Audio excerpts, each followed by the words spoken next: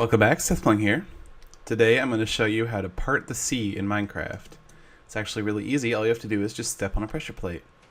Then the sea will be parted. You can just run right down the middle of the sea. You can see I'm at the sea level. Climb up the ladder, stand on the other pressure plate, and the waves will come crashing back in. They'll fill right back in. You'll notice it's all source blocks here.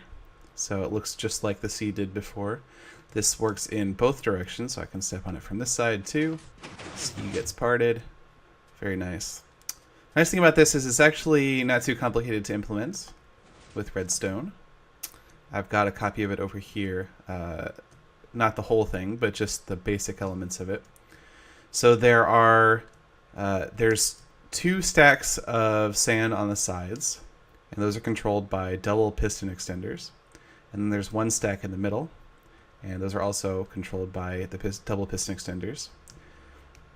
You see over here when I flick this lever, the ones on the sides go up, and then the one in the middle will go up and then down. And that's exactly what we see here. Now, the ones on the sides form the walls, and the ones in the middle act to clear away the water that's in the middle. And that's what creates the pathway for the player. Then when you flick the lever back off, the sand stacks on the side come back down, and the water can flow back in from the sides. That's kind of a new feature in 1.5.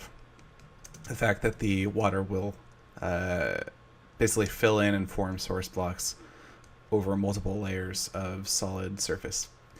So at a little bit more complicated level, what's going on is the double piston extenders. These are fairly common. Basically, you get a delayed signal to the lower pistons that causes them to extend, and then a signal to the upper pistons that isn't delayed. And that just happens to work out. If you take a look, what's going to happen is this will get redstone signal, which will cause these to extend. So this signal turns on first up here, and then this signal turns on, which causes the lower pistons to extend. When these pistons get pushed up a block, this signal causes them to extend as well. And when the lever here turns off, first thing that happens is this redstone loses power, and so the top layer of pistons turns off, and the bottom layer does next because of that delay. So that's what happens with these piston extenders down here. The same sort of thing happens with the piston extenders up here. Uses a delay for the bottom and less delay for the top. And there's a monostable circuit over here. That's basically when this lever turns on, it causes this torch to turn on for about a second. No, less than a second. Like half a second. And that causes the double piston extender to go up and then come back down very quickly. And that's what we see. So there's one more thing I want to note, and that's that these wells on the side, here if I part the sea, these wells on the side are actually pretty important. They're kept in place by this ladder, which prevents them from flowing in. But without these wells on the side, the water in the middle is actually not going to form a solid layer again, or a layer of source blocks again, because in order for source blocks to form, you need water on two adjacent blocks.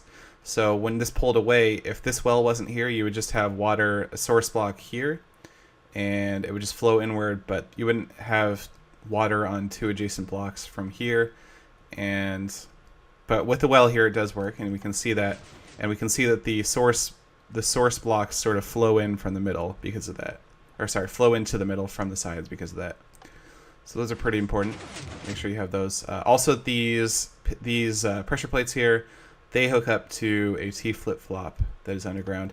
If you want to look at this whole thing, all the redstone and everything, dig into it. Like always, you can download it from the video description, and you'll probably need to do that if you want to actually implement it for yourself in your own survival world. But you can do that, and this definitely does work in a survival context. That's about it. Thanks for watching.